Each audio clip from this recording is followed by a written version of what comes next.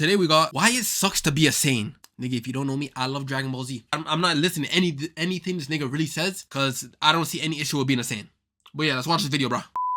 You open your eyes for the very first time, not in a crib, but in an incubation pod. Congratulations, you've just been born on planet Vegeta. Oh, having a tail would be crazy. Saiyans. But you're not a baby. You're actually around 3 years old. As you look around, you see more pods with other children inside them. Some doctors come by to measure your power level, and you don't. Yo, imagine being a low-level Saiyan, but like a low-level Saiyan, not like Goku. Actually, it doesn't even matter. Like Goku was a low-level Saiyan, but he didn't end up like a low-level Saiyan. So my question is, could any Saiyan be like Goku or no? Yo, these are the questions niggas need to ask. Cause can any low level become like Goku? Cause that nigga's reaching that nigga's Ultra Instinct. Like, could Bardock do that? Know it yet, but thanks to that number, your whole life has already been decided. Your life might sound like it's just starting, but in many ways, the best days of your life have already passed. You'll be raised in isolation from your parents. Here, there's no family gathered to celebrate your arrival in this world. Instead, as soon as you are born, you're placed in a controlled incubator alongside dozens of other newborns. When you were in the chamber, your parents would come to visit from time to time. But in Saiyan culture, the concept of family is something more of an asset than an emotional bond. Saiyans think of attachment as a weakness that could compromise a warrior's effectiveness in battle. Things like love, affection, and the desire to protect your child are considered dangerous sentiments that might make you hesitate when you should be striking without mercy. While your parents may be there as you grow, don't expect them to show any kind of affection. Your childhood is like, I get it, but nigga, what made Bardock have a change of heart? Plot? You tell me it's just the plot that Bardock was just that one nigga who said, fuck, he gonna ride for Goku? Is Raditz even actually his brother? Like, I ain't never seen no backstory of Raditz or anything. Is that really his bro? Training into a warrior culture, and you'll do it completely alone. You were put in an incubator until your body could resist the conditions of the planet. Combat training begins almost as soon as you can walk. You're thrown into situations where you have to fight or be killed. This has an impact on your mind, and it's exactly what the system wants. You learn that violence is normal, and that your value as a person depends on your ability to kill others. Training is hard, and it's designed to break anyone who can't survive it. If you're too weak to handle the training, then you're too weak to be a warrior, and the Saiyan race is better off without you. If someone dies on training, you don't see it as something tragic. Instead, you just continue with the program, learning that weakness is fate. Nigga, if Toriyama didn't do it himself, if Toriyama didn't say that shit himself, I don't believe it. But I ain't gonna lie, what he's saying right now does make being, my fucking finger. Ow. It does make being a Saiyan look ass. But the fact that a nigga could go Super Saiyan, that's all that matters to me. I could go Super Saiyan and I could turn into the Great Ape. And that nobody is coming to save you if you can't save yourself. But at least you're lucky, because if you were one of the weaker children, you'd be sent on a mission earlier where your training would be trying to survive while you fight on another planet. You grow up in a culture where you only have comrades instead of friends. You might train and fight alongside someone for years, but you don't know much about them. The only thing you know is that everyone has the same that's why Vegeta desire killed as Nappa, you no mercy. to fight. Because your whole culture is all about being a warrior that dominates other species, you and everyone else on the planet grow with a huge sense of pride. The Saiyans have a hierarchy of power that rules their society. Your power level is 1200. Which puts you in the category of a low-class warrior, just like the majority of the same population. But your category is more than just a title. Your power level determines where you can go, what you can do, who you can associate with, and what your life will look like. At the very top are the super elite, which are known as the royal family. There's only one family in this category, and they all have a power level of above. Yo, my question, you see how there's King Vegeta and then Prince Vegeta? Why is Prince Vegeta still the prince after like 40 years? Why does he still refer to himself as the Prince of all Saiyans? You're like 50. The king's dead. Nigga, just say you're the king of all Saiyans. Then no one take that in. He still says it to this day that he's the Prince of all Saiyans. Of 10,000. Then you have the mid-class warriors, those whose power levels fall somewhere between 1,500 and 8,000. You have to be extremely lucky to be in this power level. In fact, there are only about 10 of these in the entire Saiyan race. Mid-class warriors get assigned to more significant missions than you ever will. They have better living quarters, and they're generally treated with a baseline level of respect that low-class Saiyans like you will never experience. They're still disposable in the grand scheme of Bardock things, was? but they're disposable Go back. in a way that at least acknowledges they had some value. And then there's you, stuck in the low-class designation with thousands of other Saiyans whose power levels mark them as expendable military equipment. But at least you're considered something. In this system, children with a power level below 1000 can't even try. These children aren't worth the resources it would take to train them. So these low-power babies... If 1000 doesn't mean jack shit, what was Goku's? Wait, nigga. What? It says his power level is 10. No, bro. It said this nigga's power level is 10, bro. Babies are designated as infiltration babies, placed in space pods while still infants, and launched towards distant planets identified as weak enough for them to conquer on their own. The baby lands on the planet, hopefully survives the initial landing, grows up wild and isolated, and eventually exterminates the native population. Once the planet is cleared, the now adult Saiyan signals for pickup, and the world is sold on the galactic market. The infiltration baby program has an extremely high mortality rate. Most of these children die.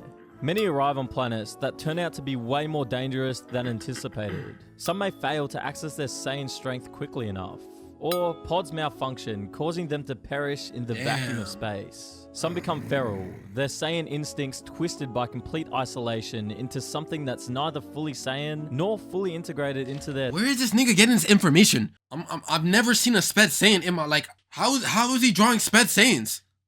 ...adopted world. They live and die alone, without a name. Your power level of 1200 saved you from this fate, but that doesn't mean you'll have a normal life.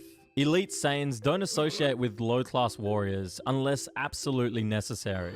Mid-class warriors might acknowledge your existence if you're serving on the same mission, but they're not going to treat you as an equal. Your entire social world consists of other low-class Saiyans, people who are just as trapped in this system as you are. All of you bonded by shared insignificance rather than any genuine connection. I thought there was no the friends. worst part is that it'll never change.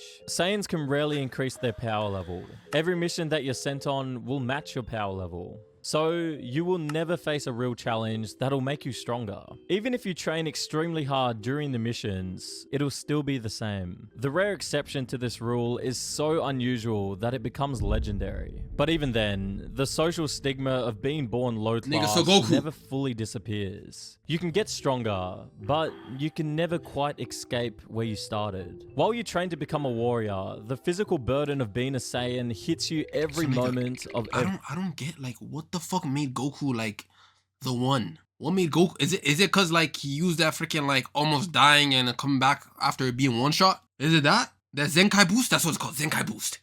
Is it cause he has Zenkai boost always? Every day. Starting with the simple fact of the planet's gravity. At 10 times the gravitational force of most habitable planets, your home planet is like a training ground that never stops challenging your body. Even with your years in the incubation chamber to prepare your body, your muscles, bones, and cardiovascular system are all under constant strain. Every movement requires more effort than it would elsewhere. Standing upright is harder, walking is harder, even breathing becomes a challenge. Your body adapts to this with high muscle density. Your muscles are more compact and powerful than those of most other species, allowing you to move freely in such a harsh environment. Nigga, that don't sound like a nerf. Doesn't come without a cost. The metabolism required to maintain such dense, powerful muscles is absolutely brutal. That Your makes body sense. burns through calories at a rate that would be considered That makes impossible sense. in most species. You need to eat That makes a lot of constantly, sense. Why Goku's consuming a fat quantities ass. of food that would seem absurd to anyone watching. A normal meal for you might contain enough calories to feed a family of humans for... But why the fuck would Goku have that metabolism if he's on Earth? That doesn't make sense though. Or is it because he's already in an incubator so that his muscles are like that, so that's why he's so hungry? I got it. And even then, you'll still be hungry again in a couple hours. In practical terms, this means that an enemy capable of cutting off your food supply has found your critical weakness. That means that prolonged battles in environments where food is scarce becomes your worst enemy. Your greatest physical advantages are inseparable from a vulnerability that can be exploited by anyone who understands your biology. On the outside, your body is basically the same as a human, but with a tail that extends from the base of your spine. It helps with your equilibrium, but it's also another advantage that feels more like a weakness. Your tail is actually quite sensitive, and when grabbed or squeezed, it causes immediate incapacitating pain while completely shutting down your access to power. An enemy who manages to get hold of your tail can reduce you from a fearsome warrior to a helpless victim in seconds. You'd think evolution would have eliminated such an obvious weakness, but the tail persists because it's necessary for accessing one of your greatest powers, the Great Ape Transformation. This transformation is a biological ability that provides enormous power at the cost of a potential loss of control. When you're exposed to sufficient reflected sunlight from a moon, your body begins a violent transformation. Your size multiplies, brown fur covers your body, your teeth and nails become enormous. Yo, Toriyama for making up the Great Ape. That. Like I kind of wish I seen more of the Great Ape in Dragon Ball. It kind of sucks. But since I got it in GT, it doesn't really matter. Like I don't really give a fuck. But like sometimes, like I wish they did go like use the ape. That like I do miss it. Fangs and claws, and your power level increases by 10. What I don't miss Super Saiyan 3. I did not like. That means jumping when Super Saiyan 3 came out in Majin Buu Saga, I liked it. Anything other than that, I just didn't like it. To 12,000. A massive boost that makes you capable of destroying much more powerful opponents. But here's the thing about the Great Ape form. You're not really in control. Low-class Saiyans like you typically lose all consciousness and rational thought during the transformation. You become a berserker, a mindless monster that attacks everything in sight, regardless of whether it's a friend or foe. If you transform, you could kill your enemies, but also other Saiyans. Elite Saiyans can sometimes maintain consciousness with specialized training. But for the rest of the Saiyans like you, the full moon is a threat rather than an— Nigga, don't say like me though. What do you mean like me? I ain't no low class, bro. At least mid. I'd be at least mid. But then I'm gonna make it out like Goku. An opportunity. Even so, low-class warriors have their tails removed permanently after a transformation goes wrong, accepting the loss of that potential power in exchange for never having to worry about becoming an uncontrollable monster again. When you're around 11 years old, you're sent to your first mission to conquer a planet along with other survivors of the training. When you arrive, you notice that your body and everything around you feels lighter. You're faster and can carry tons of weight easily. Because of your training and the gravity, you're stronger on other planets. You're confident that you could take everyone on the planet on your own, but you learn your first lesson. The Saiyan race is one of the strongest, but that doesn't mean that the others are weak. You and your comrades erase the majority of life on the planet, but you end up hurt, tired, and lose your consciousness. You wake up in a recovery chamber on your planet, Nigga, but are they you gonna bring notice up something Frieza? different. Your body has gotta bring up another Frieza. unusual property, the Zenkai boost. This allows you to Zenkai increase boost. your power level Told after you. recovering from near-fatal injuries. The more severe the damage, the greater the power increase. It's an adaptation that makes perfect sense for a warrior species. Every battle that doesn't kill you makes you stronger, creating a population that grows more powerful through surviving combat. But the mechanism has a dark side that shapes how Saiyans approach training and combat. You think that the optimal path to power isn't through disciplined practice or technique refinement. It's through getting hurt, badly, and repeatedly. The Zenkai boost rewards self-destruction, so you start to see value in injuries that bring you close to the edge of death, because you know that if you survive, recovery will only make you stronger. You begin to seek out Nigga, fights Vegeta was against a dumbass when he opponents did who are that more shit. powerful than you are. Not because you're confident in their ability to win, but because you want to be more powerful. You even orchestrate your own near deaths, having allies or medical staff hurt you to the edge of dying before healing you, creating artificial Zenkai boosts. Over time, you develop a strange relationship with your own mortality. Death becomes less frightening, not because you're brave, but because you've been conditioned to see it as just a failure state in a gamble you're taking for power gains. But the worst part is, the Zenkai boost becomes less and less efficient with time. After a certain Damn. point, the boosts become less significant. All that suffering. Niggas, wait, so that's what happened with Goku, right? I don't remember why in Super, why was Goku black? Like, how could he use it so effectively? I don't remember. Like, how I forgot how he was like able to like take advantage of the Zenkai boost so easily. All those near-death experiences eventually stop providing meaningful gains. But by then, the damage to your psychology is already done. You continue to grow in power and survive more missions until you reach the peak of your youth around 20 years old. Saiyans stay looking the same until they're around 80 years old. So you'll stay like this almost until you die. However, because you're now in your prime, it's time to have children. You want to breed great warriors, so you look for a woman who possesses strong character, which would in turn better your chance to have powerful sons. But Saiyan culture isn't just emotionally cold, it's actively designed to prevent emotional bonds. Relationships exist primarily as transactional agreements. Partnerships form for reproduction purposes, specifically to produce strong children who can carry on the warrior legacy. Sometimes these relationships have political dimensions, establishing alliances between families or factions. But the idea. Yo, what happens if you cheat on your Saiyan girlfriend? Is it a fight to the death? Do they kill you? Is cheating even a thing, or like, can a low-class soldier just knock up every like other low-class female? How'd that work? idea of choosing a partner because of love or happiness isn't something you can expect. You have a son, but just like you, he will grow without you. Even Well, like, yo, just imagine Saiyan sex. Nigga, that gotta be like imagine. You don't think like, okay, maybe not Chi-Chi. Damn, there's no two Saiyans on like Earth. I was about to say like, imagine like two Saiyans on Earth going at it. Nigga, something's getting destroyed, bro. Something. Like, you don't think Goku ever went Super Saiyan in that Gucci? You don't think so? You don't think Vegeta loves taking baths with Bulma? You don't think he ever, you know what I'm saying? Like, yo, oh shit. Nigga, we get a little freaky, but yo, you think they like hold the tail one? Yeah, let me go back to the video. Even though he's still your son and you want to teach him to be a great warrior, the Saiyan lifestyle is not designed for that. Like the other Saiyan warriors, you'll spend the majority of your time on remote conquest missions, traveling alone or with small squads to distant planets. These assignments last months or years, during which you have essentially no contact with anyone you could care about. When you finally return to planet Vegeta, it's usually just long enough to report your success, receive new orders, maybe produce another child, and then you're gone again. The concept of building a life with someone is impossible when you're constantly being deployed to opposite ends of the galaxy. It would be extremely unusual. I don't know, for Toriyama another made it to look show like it was care different their for Bardock. child. The rare Saiyan woman who expresses worry about their child or tries to maintain some kind of connection is often viewed as suspicious. This kind of behavior is seen as a softness, almost like an infection that could spread if not contained. Most Saiyan children grow up not knowing their fathers at all.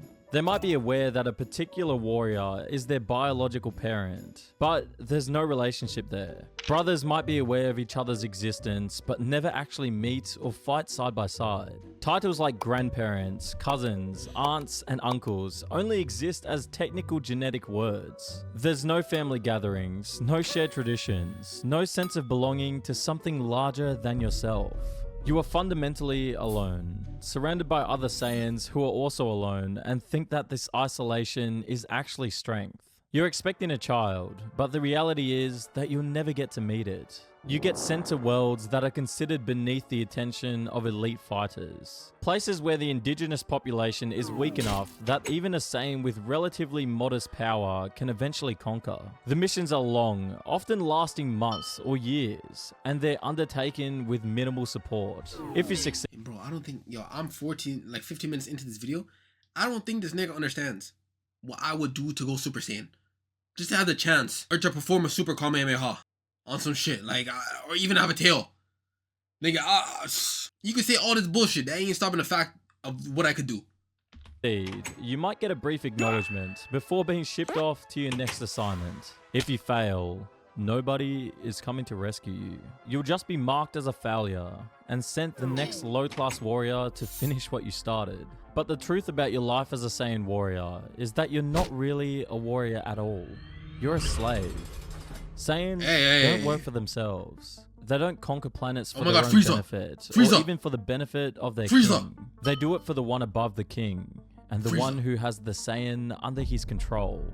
Frieza. Yup. The power imbalance is so extreme that resistance is impossible. The King of Saiyans, the strongest Saiyan alive, has a power level of around 10,000, but Frieza has a power level exceeding 530,000. He's more than 50 times stronger than the strongest Saiyan. Even the entire Saiyan population fighting together in perfect coordination couldn't defeat him. He conquered the Saiyans because he could eliminate your entire species without effort, and everyone knows it. He did You're do ordered that. to go to specific planets, kill everyone. Was King Vegeta even that strong? Like, I wish I could see him fight. Cause I remember seeing Frieza's dad fight. That nigga was pussy. He wasn't on shit. He was not on shit. So I want to see what was so good about King Vegeta. Living there and prepare the planet to be sold on the galactic market. Frieza gets the profit and you get to survive another day. Your job is to kill them all. Every man, woman, and child. Destroy their cities, eradicate their culture, eliminate any trace that they ever existed. Then you wait around to confirm that the genocide is complete before signaling that the planet is ready for its new owners. Some Saiyans cope with this by convincing themselves that the species they're exterminating is somehow lesser. Others simply just stop thinking about the moral implications at all and start treating thought it they didn't like have any moral other job. But you can't compasses, completely whatever the suppress fuck. the reality Damn of it! what you're doing. You're murdering entire civilizations for someone else's profit. You're not a warrior engaged in honorable combat. You're an exterminator, so real estate can be sold. And the only reason you keep doing it is because refusing means your own death, and possibly the death of every other Saiyan. During one of these missions, while you were eating, another warrior whispers something to you. He tells you about an old legend, something his squad leader told him years ago, who heard it from a veteran who claimed to have heard it from someone even older. The legend of the Super Saiyan. Super Saiyan. According to the story, once every 1,000 years, a warrior of unmatched power appears. A Super Saiyan whose strength surpasses anything previously known. It's whispered about with a mixture of relevance and desperation among low-class warriors like you, because the Super Saiyan represents hope that maybe, someday, a Saiyan might come to challenge beings like Frieza. But the story is not more than a legend. No Super Now you think I won't go through all this bullshit to try to achieve this shit? Nigga, fuck this whole video. If I'm telling you, if I could become this shit, if I have a chance, I'm taking it. Saiyan has appeared in living memory. No one you know has ever met anyone who actually witnessed a Super Saiyan. Wait, my fault for I know niggas my fucking reaction, but I don't give a fuck how much I'm pausing. Do you think it's impossible for them to turn Super Saiyan because they don't like care about shit enough? Because think about it, right? Like Goku's reasoning for turn Super Saiyan was like you have to have a need or some shit, right? Like Goku's was end the rage. Goku's was Krillin dying. Vegeta was he snapped because he couldn't be better than Goku or some shit. I don't think these niggas give a fuck because they're just scared of Frieza. So there's never like that need to be like they don't have a need. In transformation. But true or not, the legend has become so big that it reached Frieza's ear. And that changes everything. Frieza's paranoia about the Super Saiyan legend isn't just a fear, it becomes an obsession. Not of what the Saiyans are now, but of what they might become. You start noticing changes in how Frieza's forces treat Saiyans. Missions become more dangerous, with less support. Elite warriors are sent to more almost suicidal missions. Even just the idea that Saiyans could produce a warrior capable of threatening him is enough for Frieza to be afraid. The Super Saiyan story is still just a story. The only thing you can do is continue conquering other planets for Frieza, or die. So you go mission after mission for years, until one day you get ordered to return home immediately. All Saiyan warriors are called back to planet Vegeta for new assignments. You finish whatever genocide you were in the middle of. Time out. Yo, I just thought of this. Couldn't Vegeta just wish back the planet and the people? Am I tripping? Why the fuck did he not just wish it back? Nah, hold on, I gotta Google that. I gotta Google that right now. Why he never did that? Vegeta didn't wish back the Saiyans because he felt no emotional connection to them, considered them a weak, warring race that deserved their fate and preferred the peace of his life on Earth. Damn. He just didn't give a fuck. Okay. Attack pod and make your journey home. When you arrive in orbit, you see dozens of other pods converging on the planet. You begin your descent, thinking about what the new missions might be. You land on the surface and report to the command center along with hundreds of other warriors. The officials tell you to wait until the king arrives. So you wait and go to eat something. But you'll never find out what the new orders are. You look through the window and see it. A massive ball of energy that looks like a second sun. You have maybe 2 seconds to understand what's happening before the ball of energy makes contact with the planet's surface. The ground beneath your feet cracks and heaves. Heat washes over you in a wave that vaporizes the warriors closest to the impact point. The atmosphere ignites and the planet's crust tears itself apart. You try to fly and escape, but the explosion is faster than your reaction. In those final moments when your body begins to disintegrate, you understand what's really happening. Frieza has ended the threat. The Super Saiyan legend that gave your people a hope has instead triggered your extinction. Damn. In less than 1 minute, you're dying along with your planet and your entire race. Your life doesn't flash before your eyes because there's nothing worth seeing. No loving family or meaningful moments. Just training, missions, and the constant reminder of serving a master who saw you as disposable. That is your last moment. The Saiyan race ends not with a battle, but with an execution. And you die knowing that everything you did was for nothing. In the end, I still don't see too much wrong with that, other than Frieza fucking killing us all.